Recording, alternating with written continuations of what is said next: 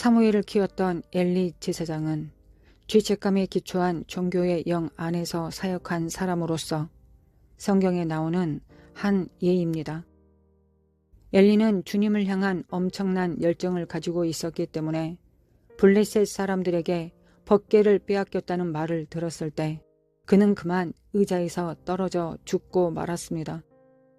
대제사장으로서 그는 주님을 섬기기 위해 노력하면서 자신의 생애를 보냈습니다.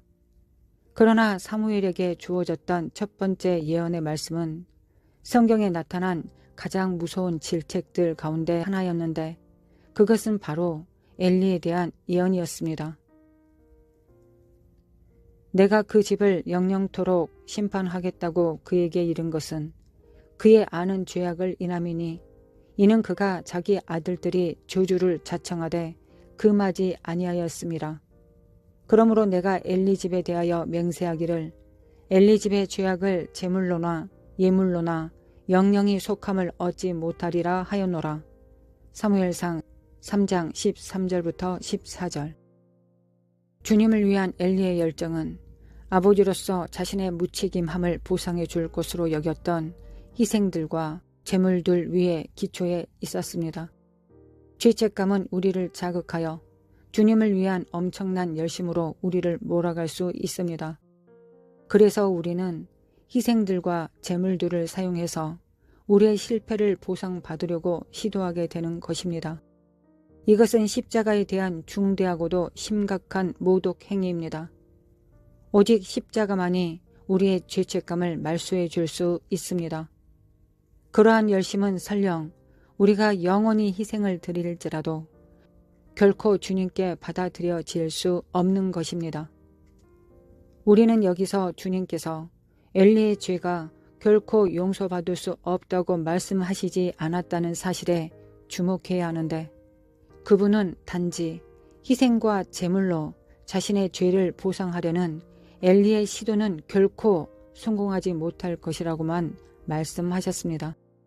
마찬가지로 이 세상에는 주님을 위한 열정이 자신의 삶의 다른 영역에서 자신의 죄나 실패 또는 무책임을 보상하기 위한 시도에 기초를 두고 있는 수없이 많은 남자와 여자들이 있습니다. 그러나 이 세상에 있는 모든 희생을 다 합할지라도 우리가 범한 가장 조그만 실패조차도 결코 보상하지 못할 것입니다. 심지어 그런 시도를 하는 것조차도 예수님의 십자가에 대한 모욕입니다. 오직 십자가만이 유일하게 죄를 위해 아버지께 받아들여지는 희생입니다.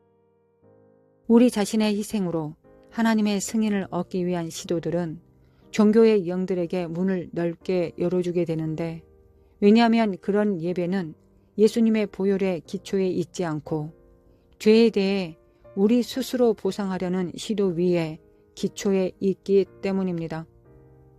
이 말은 하나님을 기쁘시게 해드리기 위해 우리가 아무것도 하지 말아야 됨을 의미하는 것이 아닙니다. 여기서 의미하는 바는 우리의 동기가 항상 주님의 기쁨을 위해 그분을 즐겁게 해드리는 것이어야 하고 우리가 하나님께 받아들여지기 위해 그렇게 해서는 안 된다는 의미입니다. 하나는 하나님 중심적이며 다른 하나는 자기 중심적입니다. 그리고 십자가를 회피하려는 시도는 가장 파괴적인 종류의 자기 중심성입니다.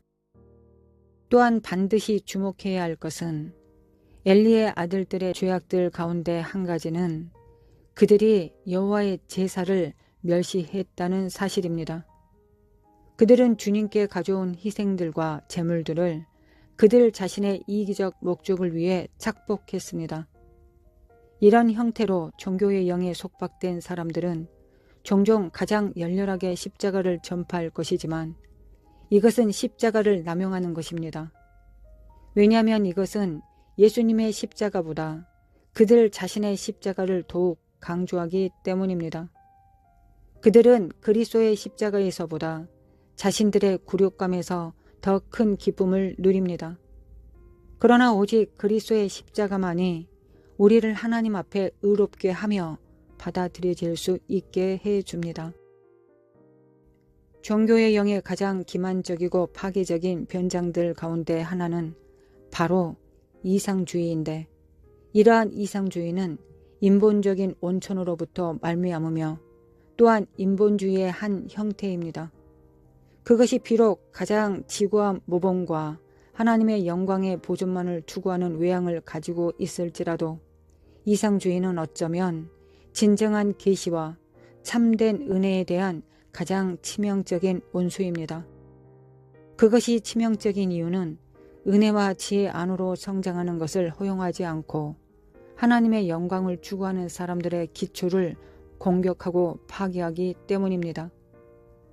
이상주의는 하나님이 요구하시거나 그 시점을 위해 우리에게 은혜를 주신 것을 넘어 그 이상의 다른 기준들을 우리에게 부과하려고 시도합니다.